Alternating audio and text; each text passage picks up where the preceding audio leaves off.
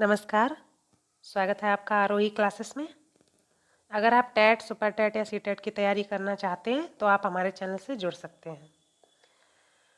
अगर आपको किसी भी विषय की पीडीएफ चाहिए तो आप डिस्क्रिप्शन में लिंक मिल जाएगा, वहाँ से आप टेलीग्राम चैनल पर जुड़कर पीडीएफ प्राप्त कर सकते हैं।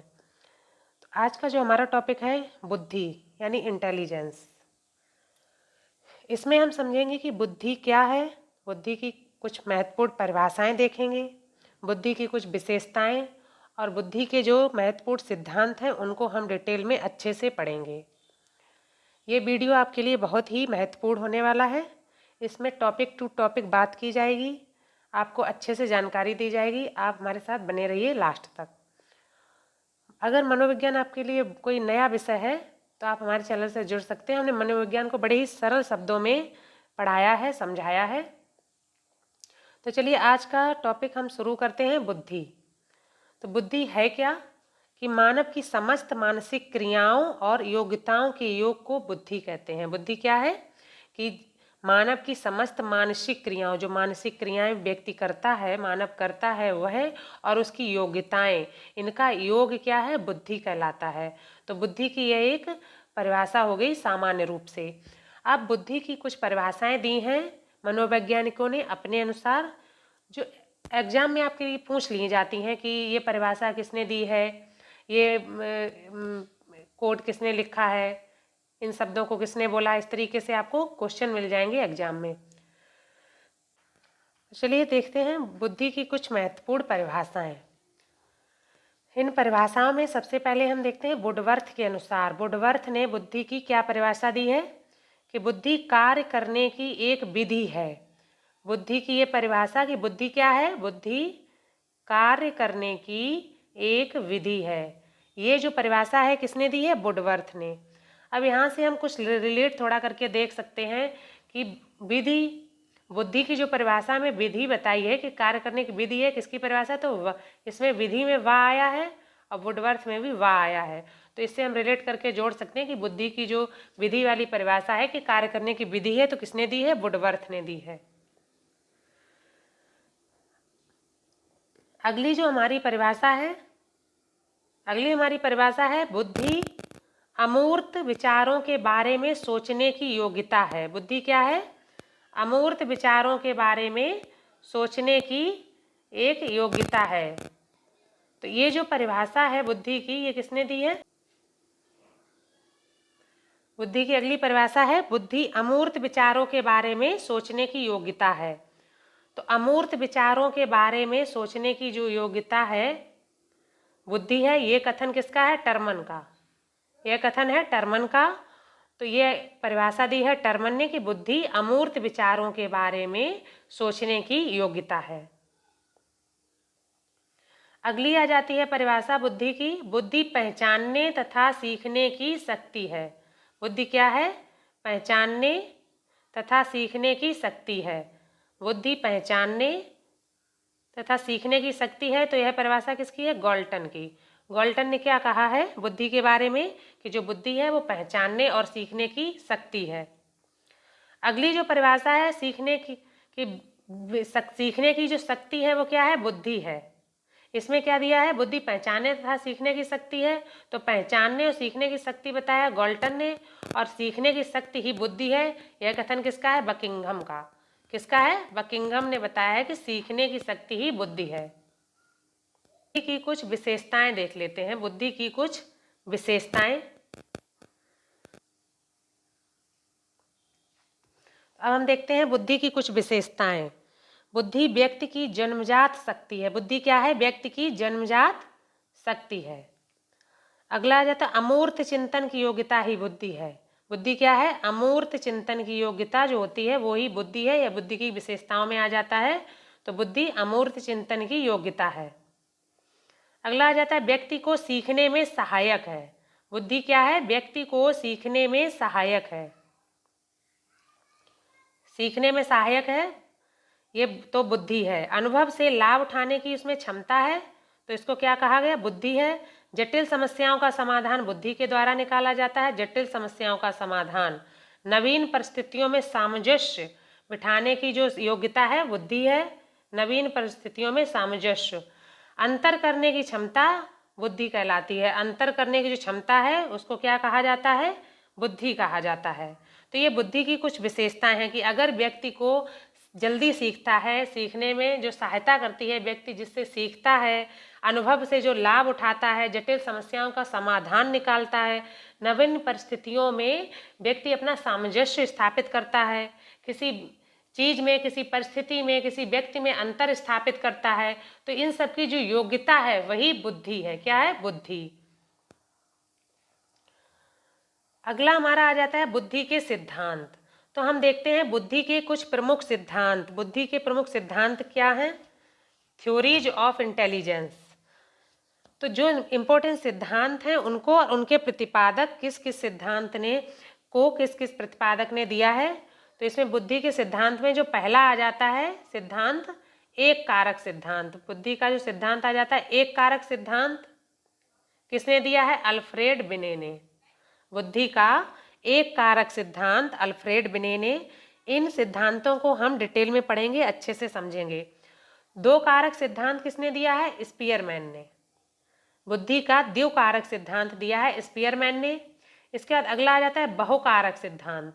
तो बुद्धि का जो बहुकारक सिद्धांत है उसको दिया है थॉर्नडाइक ने। किसने दिया है? थॉर्नडाइक ने। अगला आ जाता है त्रिकारक सिद्धांत। तो बुद्धि का द्विकारक सिद्धांत और बुद्धि का त्रिकारक सिद्धांत, ये दोनों सिद्धांत दिए हैं स्पीयरमैन ने। किसने दिए हैं? स्पीयरमैन ने। एक कारक सिद्धांत अल्फ्रेड बिने, द्विकारक और त्रिकारक सिद्धांत स्पीयरमैन, और बहुकारक थॉर्नडाइक। इसको हम याद कर लेते, जैसे इस तरीके से भी याद कर सकते हैं बहु। इसमें हम थॉर्नडाइक का जो सिद्धांत है,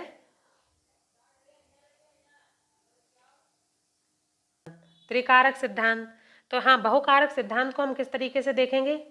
जब हम इस तरीके से इसको याद कर सकते हैं, बहु था, तो इसको हम अगर इस तरीके से याद कर लेंगे, बहु था, तो बहु मतलब बहुकारक सिद्धांत और था मतलब थॉर्नडाइक ने दिया। बहुकारक सिद्धांत किसने दिया? थॉर्नडाइक ने दिया। तो इस तरीके से हम शॉर्ट ट्रिक से भी याद रख सकते हैं। चलिए आगे बढ़ते हैं, अगला देखते हैं प्रतिमान सिद्धांत। तो प्रतिमान जो सिद्धांत है बुद्धि का, थॉमसन ने दिया है। किसने दिया है? बुद्धि का प्रतिमान सिद्धांत थॉमसन ने। पदानुक्रमिक सिद्धांत दिया है वर्ट और बर्नन ने। बुद्धि का पदानुक्रमिक सिद्धांत दिया है किसने? बर्ट और बर्नन ने। ब्लूम का बुद्धि सिद्धांत, ब्लूम का बुद्धि सिद्धांत किसने दिया है? ब्लूम ने। त्रिआयामी सिद्धांत दिया है गिलफोर्ड ने। त्रिआयामी सिद्धांत किसने दिया है? गिलफोर्ड ने। बुद्धि का और खा का सिद्धांत दिया है हैब ने। बुद्धि का और खा का सिद्धांत किसने दिया है? हैब ने। अगला आ जाता है समूह कारक सिद्धांत। तो समूह कारक सिद्धांत दिया है थरस्टन ने। समूह कारक सिद्धांत किसने दिया है? थरस्टन ने। तो चलिए हम देखते हैं बुद्धि का एक कारक सिद्धांत।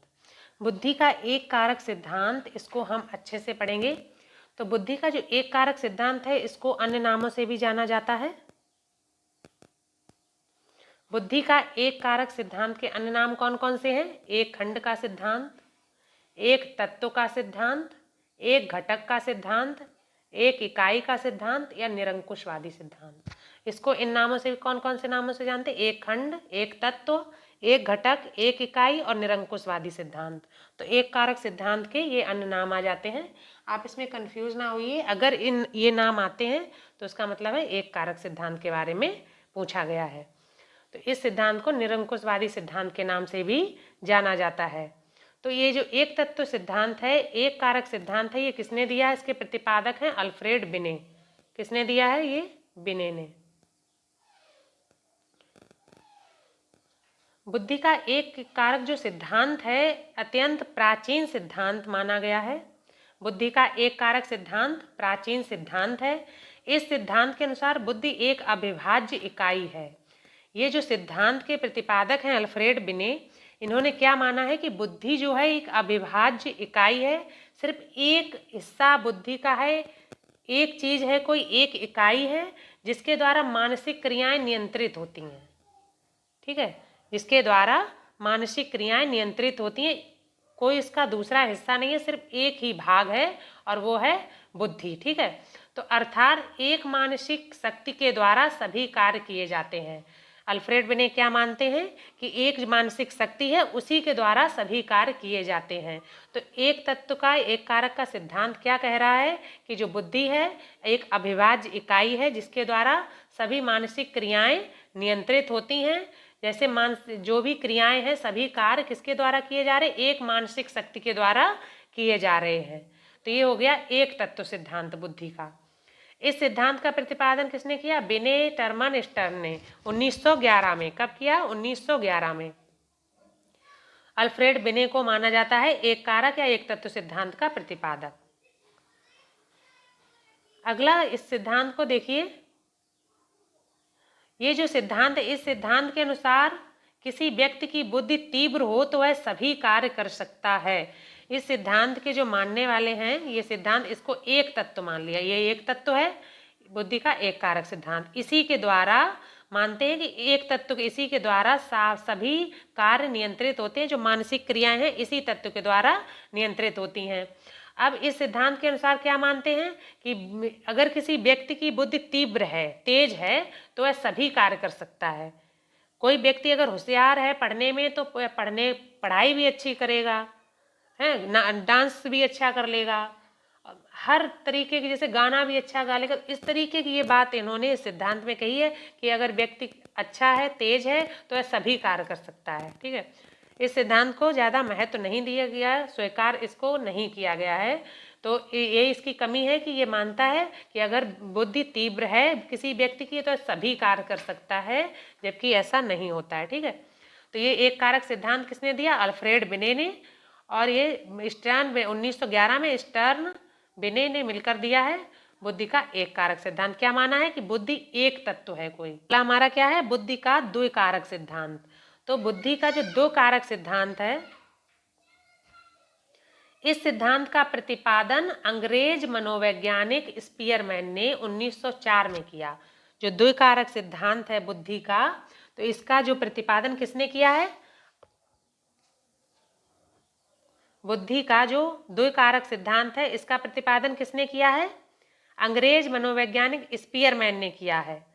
उनका मानना है कि प्रत्येक व्यक्ति में दो प्रकार की बुद्धि होती है। इसमें स्पीयरमैन क्या मान रहे हैं कि प्रत्येक व्यक्ति में दो प्रकार की बुद्धि होती है।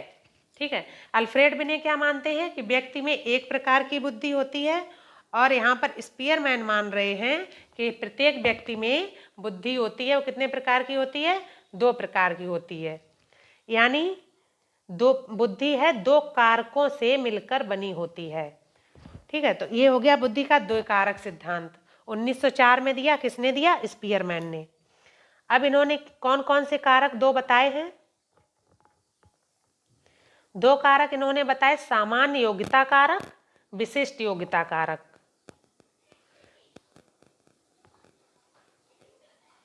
कौन कौन से इन्होंने दो कारक बताए हैं, सामान्य योग्यता कारक और विशिष्ट योग्यता कारक, जी फैक्टर, एस फैक्टर।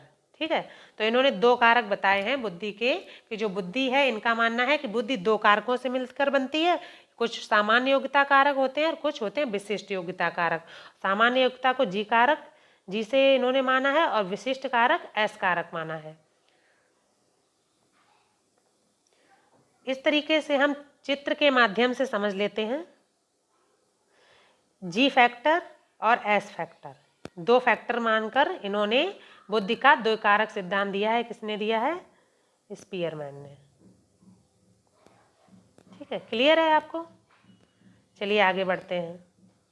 अगला कौन सा हमारा है, बुद्धि का बहुकारक सिद्धांत। तो बुद्धि का जो बहुकारक सिद्धांत है किसने दिया है, थॉर्नडाइक ने। इसको अन्य नाम से भी जानते हैं। कौन कौन से इसके नाम आ जाते हैं, बहुखंड सिद्धांत, बहुतत्व सिद्धांत, बहुमात्रा सिद्धांत, इन अन्य नामों से भी इसको जानते हैं। इसको बहुकारक सिद्धांत, बहुखंड सिद्धांत, बहुतत्व सिद्धांत और बहुमात्रा सिद्धांत भी कहा जाता है। तो इस सिद्धांत का जो प्रतिपादन है किसने किया है, थॉर्नडाइक ने। इस सिद्धांत का प्रतिपादन थॉर्नडाइक ने किया है। तो बुद्धि का बहुकारक जो सिद्धांत है किसने दिया है, थॉर्नडाइक ने। इस सिद्धांत के अनुसार बुद्धि असंख्य स्वतंत्र कारकों से मिलकर बनी होती है। बुद्धि का जो ये सिद्धांत है बहुकारक सिद्धांत, इसमें थार्नडाइक क्या मान रहे हैं कि बुद्धि जो है असंख्य स्वतंत्र कारकों से मिलकर बनी होती है। तो ये जो थार्नडाइक का सिद्धांत है, इसको माना गया कि ये बुद्धि का सिद्धांत वास्तव में एक बुद्धि का सिद्धांत प्रतीत होता है। थार्नडाइक का जो सिद्धांत है वास्तव में एक बुद्धि का सिद्धांत प्रतीत होता है। थार्नडाइक ने सिद्धांत दिया, इसमें बताया उन्होंने असंख्य स्वतंत्र कारकों से मिलकर बनती है। अब यहाँ पे देखिए, रिवीजन के तौर पर हम समझ लेते हैं कि अल्फ्रेड बिने ने इसको एक कारक सिद्धांत माना है। सिर्फ एक कोई शक्ति है जिसके द्वारा सारी मानसिक क्रियाएं नियंत्रित होती हैं। इसके बाद द्वैकारक सिद्धांत, तो द्वैकारक जो सिद्धांत है स्पीयरमैन ने दिया। उन्होंने क्या माना कि दो कारक होते हैं, कौन कौन से, जी फैक्टर और एस फैक्टर। ठीक है, क्लियर। अब तीसरा हमारा आ गया है यहाँ पर बहुकारक सिद्धांत। बहुकारक सिद्धांत थार्नडाइक ने दिया और क्या मान रहे हैं कि जो बुद्धि है असंख्य स्वतंत्र कारकों से मिलकर बनी है। अब देखिए, थार्नडाइक का यह सिद्धांत वास्तव में बुद्धि का सिद्धांत प्रतीत होता है। तो इन्होंने इस तरीके से बुद्धि को माना है। इसमें असंख्य तत्व मिलकर बने हैं। ठीक है, असंख्य तत्वों से मिलकर बुद्धि का निर्माण हुआ है। तो ये हो गया बुद्धि का multi factor theory of intelligence. बुद्धि का समूह कारक सिद्धांत के जो अन्य नाम आ जाते हैं, संघ सत्तात्मक सिद्धांत, संघ सत्तात्मक सिद्धांत और समूह तत्व सिद्धांत। ठीक है, तो समूह कारक सिद्धांत को संघ सत्तात्मक सिद्धांत और समूह तत्व सिद्धांत के नाम से भी जाना जाता है। इस सिद्धांत का जो प्रतिपादन है किसने किया है, थरस्टन ने किया है। किसने किया है, थरस्टन ने। और इन्होंने एक अपनी पुस्तक लिखी, प्राइमरी मेंटल एबिलिटीज। इन्होंने पुस्तक अपनी क्या लिखी, प्राइमरी मेंटल एबिलिटीज। इसमें इन्होंने बुद्धि के 13 समूहों को बताया। कितने समूह को बताया, 13 समूह को। चलिए, यहाँ से क्या चीज समझ में आई कि जो बुद्धि है, थरस्टन ने क्या माना कि समूह कारक सिद्धांत है। बुद्धि को यहाँ पर वो समूह के रूप में देख रहे हैं। ठीक है, तो इन्होंने एक पुस्तक लिखी प्राइमरी मेंटल एबिलिटीज, उसमें इन्होंने 13 तत्वों का एक समूह बताया, जिसमें वर्तमान में 7 को महत्वपूर्ण माना गया। जिसमें क्या, वर्तमान में, इसमें क्या, वर्तमान में 7 को महत्वपूर्ण माना गया। कारक विश्लेषण पद्धति के आधार पर यह निष्कर्ष निकाला कि 7 जो मानसिक योग्यताएं हैं, इनका समूह ही बुद्धि है। इनका समूह क्या है, बुद्धि है। तो बुद्धि के ही ये जो समूह कारक सिद्धांत किसने दिया, थरस्टन ने। इन्होंने बुद्धि को क्या माना कि समूह का रूप है, और इन्होंने 13 तत्वों का एक समूह बताया जिसमें 7 को महत्वपूर्ण माना गया। ठीक, क्लियर है।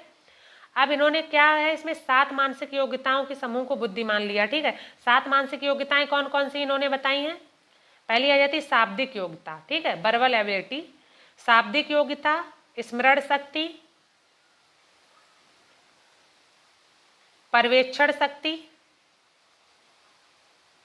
कौन कौन, स्मरण शक्ति, शाब्दिक योग्यता, स्मरण शक्ति, पर्यवेक्षण शक्ति, अंक योग्यता, तार्किक योग्यता, वाक योग्यता और प्रेक्षण योग्यता।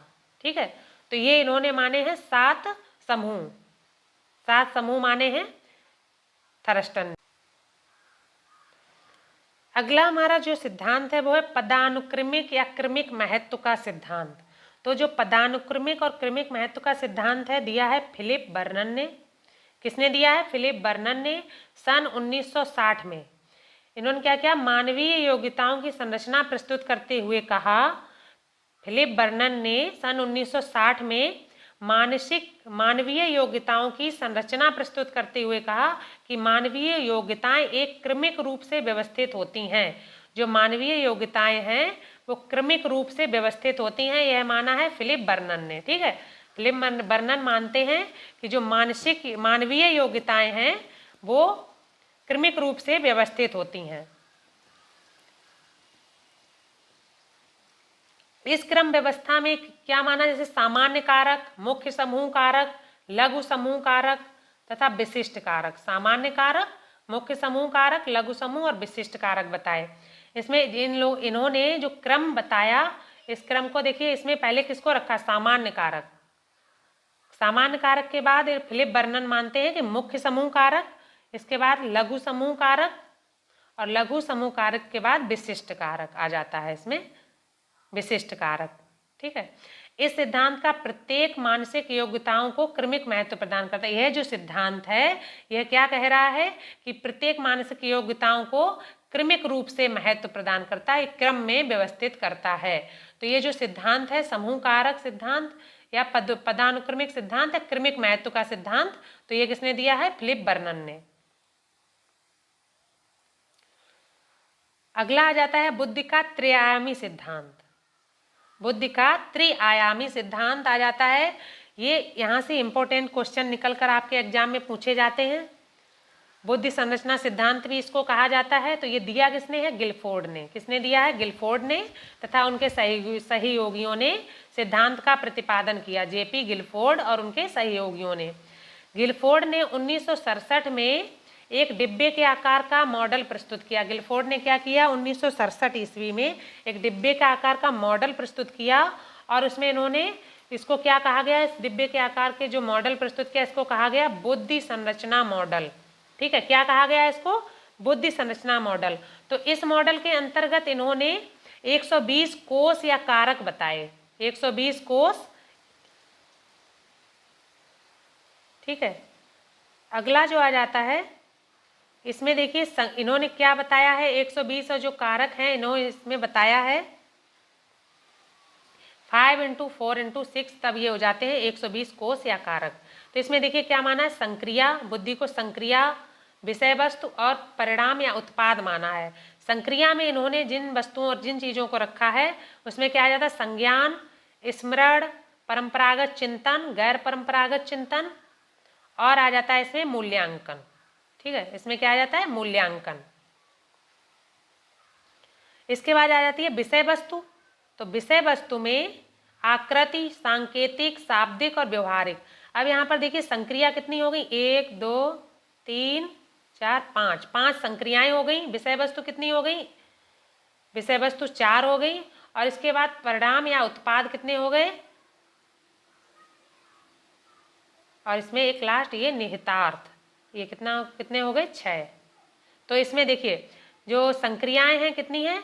5, विषय वस्तु कितनी है? 4, और इसमें उत्पाद हो गए 6। इनको मिला के कितने कोष बन गए? 120।